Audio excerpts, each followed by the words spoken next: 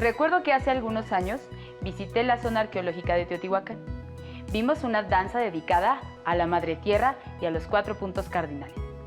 Terminando, me invitaron a un taller de pintura y pensé, seguro que vamos a utilizar pintura acrílica y pinceles, pero la realidad me sorprendió.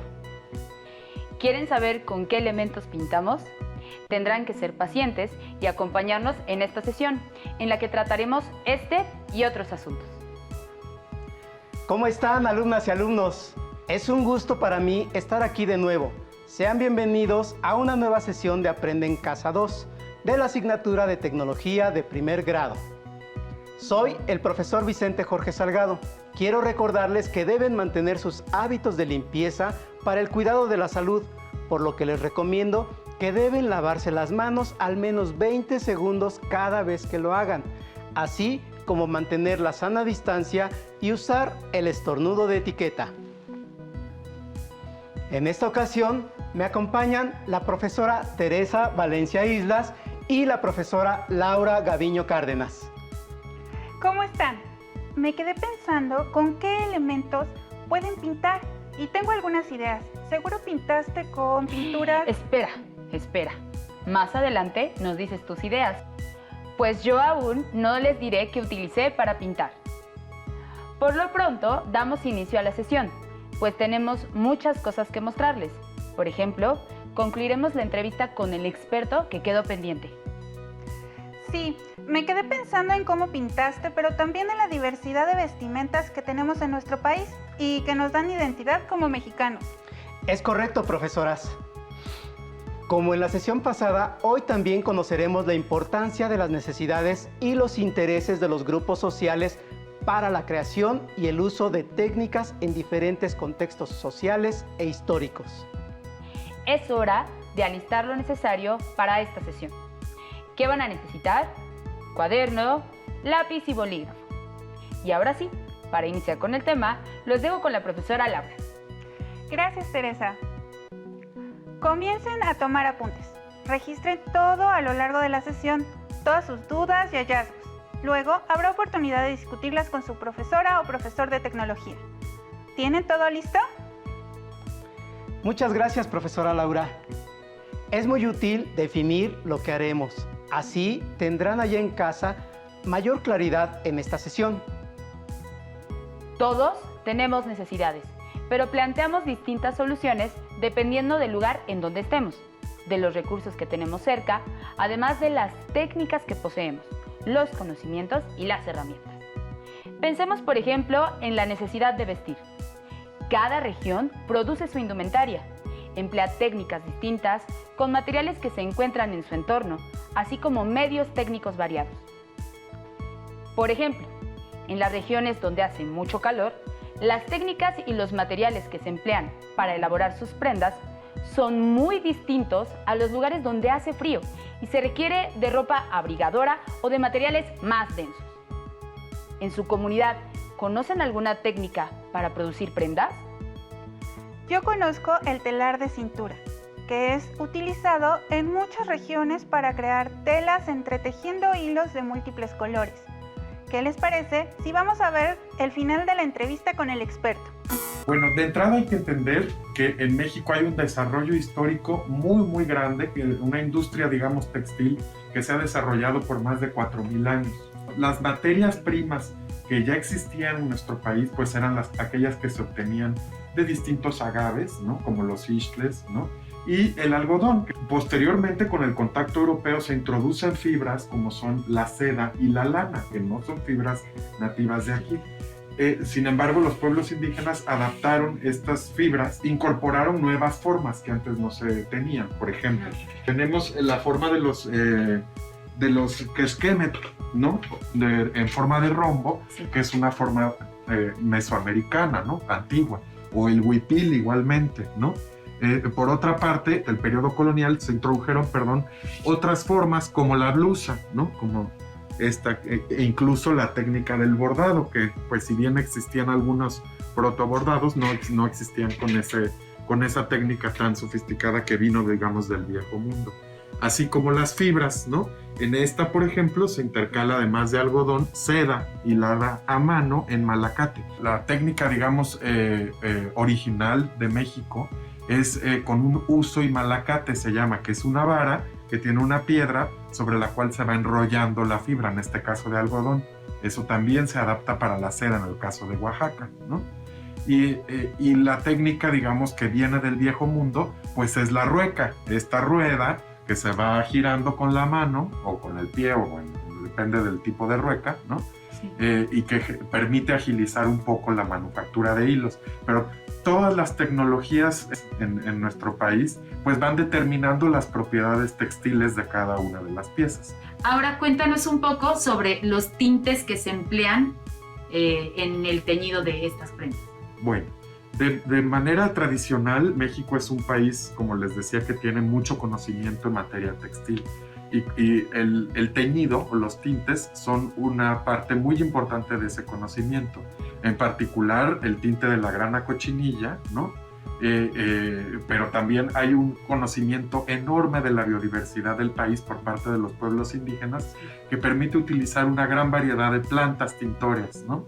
La más codiciada, la más importante en este sentido, pues es el añil, ¿no? Que es el azul, el añil o índigo, que es el azul y que también llegó a ser una sustancia muy importante para la economía novohispana primero y luego de nuestro país independiente. Lo vemos, por ejemplo, en esta pieza, que además del añil, que es el azul marino que vemos este morado claro. Este morado claro es tinte del caracol púrpura, un recurso natural que se aprovecha por los mixtecos de Oaxaca, que es posiblemente el colorante más selecto de nuestro país, ¿no? Que se utiliza para hacer estos lienzos. Aquí vemos una combinación de caracol con añil, lo que hace que esta sea una pieza espléndida, una de las más espléndidas del país, quizá en el sentido de los tintes. Esta es una pieza ceremonial de Chiapas, y el brocado es una técnica en la que se van insertando los hilos mientras se va tejiendo la tela en el telar, por lo que es una técnica pues muy compleja y con la que se pueden llegar a hacer esta variedad de diseños, ¿no? Aquí estábamos en los tintes. Los brocados son de lana que está teñida en su mayoría con plantas, ¿no? ¿Podrías mencionarnos alguna otra técnica para elaborar prendas? Sí. Bueno, el telar de cintura, a lo mejor muchos de ustedes ya lo han visto. Es una herramienta aparentemente muy sencilla, que tiene 2 palos que se llaman enjulios, y en eso se tienden unos hilos, como un tendido de hilos. Ese tendido de hilos se llama urdimbre, y a esa urdimbre se le va intercalando el hilo de la trama, ¿no? Que va a entramar esa urdimbre y a generar un textil. De hecho, la definición de textil es justamente se refiere a este entramado de hilos, ¿no? Bien. Entonces, el telar en su aparente simpleza, porque pues vemos que son un conjunto de palos e hilos, es una de las tecnologías más complejas que se pueden imaginar, sí, en muchos aspectos. A partir de los telares evolucionaron, por ejemplo, las computadoras, ¿no? Entonces, así de compleja es.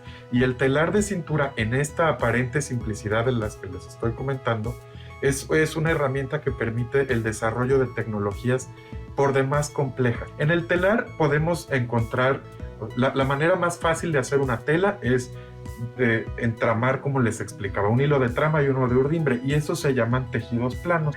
Después de ahí, de esta técnica de los tejidos planos, hay variantes muy importantes. Una es la sarga, que la sarga es una técnica que se logra también en el telar de cintura, que va intercalando la cuenta de hilos, no es uno de trama y uno de urdimbre, sino 2 de trama y 1 de urdimbre, y así se van intercalando hasta formar unas especies, se ve como una diagonal, como se ven los pantalones de mezclilla. Otra técnica importante que ya vimos, pues es justamente el brocado, ¿no? El brocado consiste en ir metiendo un hilo de trama adicional a la trama estructural, que va a generar un dibujo, un patrón, un diseño, ¿no? Después del brocado tenemos algunas otras variantes, como son el labrado de urdimbre.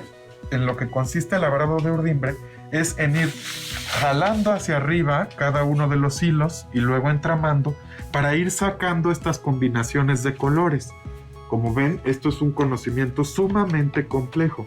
Y en México se conocen por lo menos 5 variantes de esta técnica de labrado de urdimbres, ¿no? Después de esto tenemos el brocado de urdimbres, lo que técnicamente se dice mejor como urdimbre suplementaria. También se pueden insertar urdimbres adicionales y esas urdimbres adicionales se van a tejer como en el labrado de urdimbres, se van a ir seleccionando hilo por hilo durante el tejido hasta generar también un patrón. Lo vemos, por ejemplo, en este caso de esta pieza náhuatl. Parecen lo mismo, pero no es lo mismo. Sí. La tecnología es muy compleja. Pueden saber a lo que me estoy refiriendo. Después de estas técnicas complejas tenemos, por ejemplo, la gasa. La gasa es un ligamento que se ve muy abierto, ¿no? Esto se forma agregando un tercer liso que se llama una vara de liso, que son los palos que controlan la subida y la bajada de los hilos en el telar de cintura. Puedo ir jalando hilos diferentes, lo que me va a ocasionar que cuando yo meto la trama y aprieto se hagan torsiones de hilos y se generen hoyitos. Hoyitos es como vemos la gasa. Sobre esos hoyitos se va a, en el caso de este huipila musgo de Xochixtlahuaca Guerrero, vamos a ver que queda este soporte muy vaporoso, que además estas tramas adicionales son en teñidos naturales. Estas gasas se combinan con otras técnicas decorativas del textil durante su ejecución en el telar de cintura. Esto no es un deshilado, es una gasa con tramas envolventes que va generando estos diseños. En el caso de esta pieza es una técnica que ya se perdió en esta localidad, que es en Santiago Chuapan, en Oaxaca. Pero sigue vigente en otros lados como de la Sierra Norte de Puebla, algunas técnicas entre los mazatecos de Oaxaca y los amuzgos de Oaxaca y Guerrero. Pero en el telar de cintura las mujeres que dominan este conocimiento pueden llegar a montar hasta una doble urdimbre, ¿no? Lo que genera que en el momento de tejer hay una doble tela, ¿no? Estas dobles telas generan estos diseños porque se van pepenando manualmente hilo por hilo piezas que quedan perfectamente al negativo. Son técnicas sumamente complejas de entender. Por eso les digo que estas mujeres son realmente matemáticas, sí, ¿no? Tenemos otras técnicas muy importantes en el telar de cintura. Una técnica exclusiva de México que se desarrolló en la época prehispánica y que se llama tejido en curva. Con el tejido en curva, lo que pasa es que las urdimbres se empiezan a entramar y entonces se genera una curva en el telar. En este caso vemos la franja de curva en esta zona, ¿no? En esta zona, esta es un textil totonaco muy, muy importante. Y en el caso de Puebla, de los otomí de Puebla, de la Sierra Norte, se teje esta franja muy, muy ancha, como podemos ver, da la vuelta, ¿no? Esto no tiene costuras, ¿no? Esto es así, está salido del telar. Ya una vez terminada la tela, se borda con aguja y hilos de colores, con todas estas iconografías tradicionales de los pueblos indígenas. Vemos diseños que más bien van relacionados con los orígenes. Aquí, por ejemplo, que vemos el árbol florido, y posteriormente algo que es muy de la indumentaria indígena, pues es la blusa y el bordado. Esta es una blusa chatina en donde vemos un bordado a mano pues muy fino y además pues algunos remates hechos en gancho y otras técnicas. Obviamente estos son sobre tejidos industriales, y luego también tenemos otra técnica que tiene que ver con piezas que vienen a partir ya de otro tipo de tradiciones y que ocupan telas industriales, como este trabajo de apliqué. Por último, creo, una pieza donde se puede ver una de las grandes evoluciones del deshilado. Esto es una blusa muy, muy especial. Esto ya no es telar de cintura, pero sigue siendo tecnología textil, ¿no? Y como les explicaba, esa tecnología está relacionada con la historia, el gusto, la estética, el conocimiento y cosas porque nos hacen definir a todo este tipo de objetos, no como artesanías, sino como las artes tradicionales de México. Por último, invítanos a que esto continúe. Hay que aprender, hay que acercarnos a la gente porque la gente tiene historias maravillosas que compartir. Sí. Entonces, en el caso de las tejedoras indígenas, pues son las grandes maestras del conocimiento tradicional de México. Les digo que es todo un pensamiento abstracto, matemático, creativo, ¿no? Entonces, acérquense a la gente. En la medida de sus posibilidades, cómprenles. Y si no, por lo menos deleítense y valoren lo que tenemos. Hay que acercarse a la gente y hay que aprender a querer este tipo de cosas y a usarlas, ¿no? Claro. Pues muchas gracias, nos quedamos con esa respuesta. Tenemos todavía mucha labor por hacer. Agradecemos mucho que nos hayas brindado tu tiempo y nos hayas podido dejar entrar en este espacio. ¡Qué gran entrevista tuvimos! El escuchar a un experto resulta interesante y es muy productivo para todos nosotros. Ahora que recuerdo, ¿ya nos puedes decir con qué pintaste ese día que fuiste a la zona arqueológica de Teotihuacán? ¿Nos terminas de contar? Fue muy interesante la experiencia. No utilicé pintura acrílica ni nada de eso. Nos dieron recursos naturales, como flores, algunos frutos como la granada y además unos pequeños insectos, y nos enseñaron técnicas para emplear estos colores naturales. Estuvo increíble. Relacionado con esto, me parece que TR06 tiene algo muy importante que decirnos respecto de los pigmentos naturales utilizados en los textiles.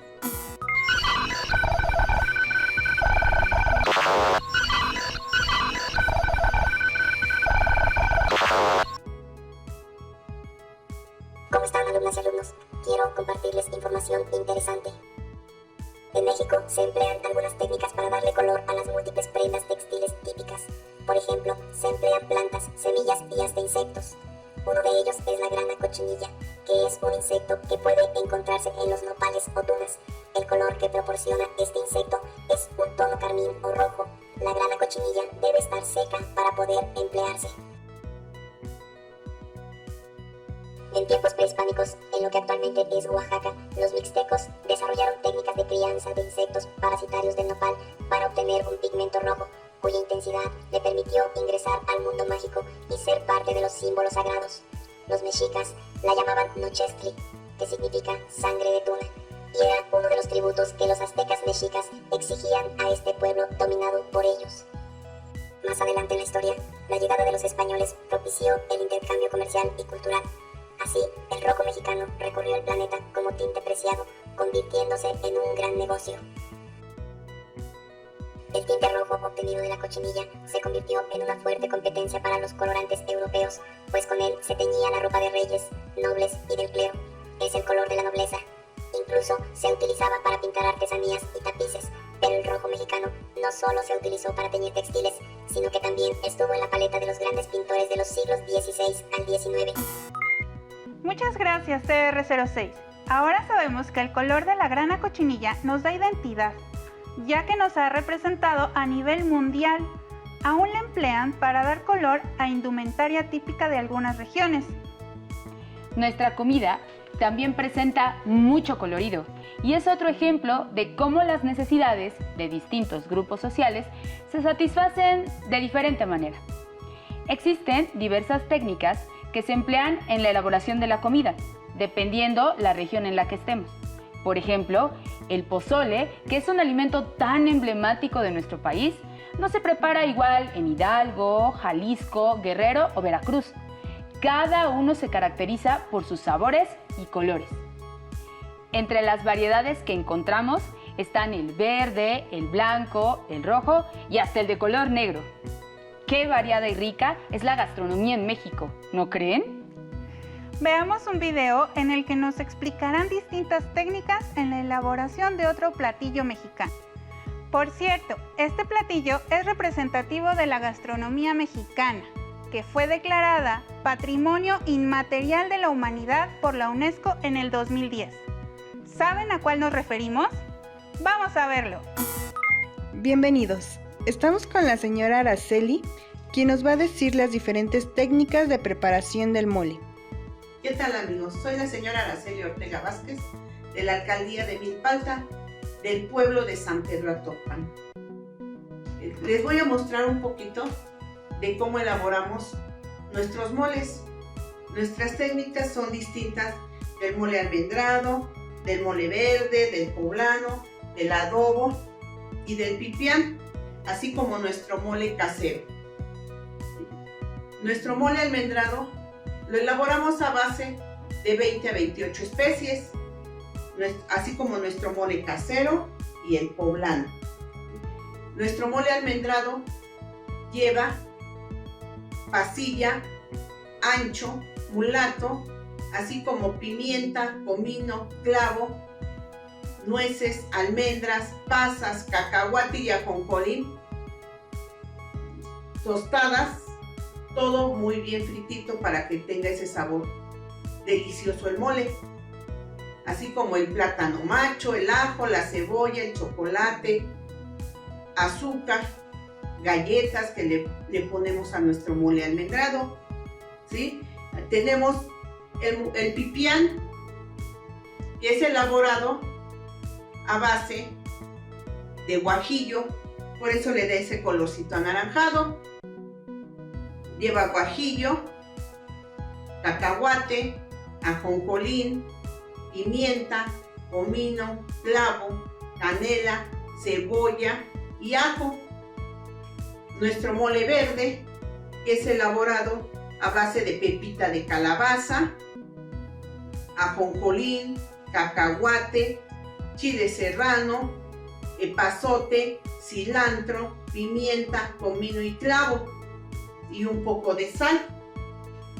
También tenemos el adobo, que es elaborado a base de chile ancho, ajonjolín, cacahuate, galletas, tostadas, ajo, cebolla, pimienta, comino y clavo.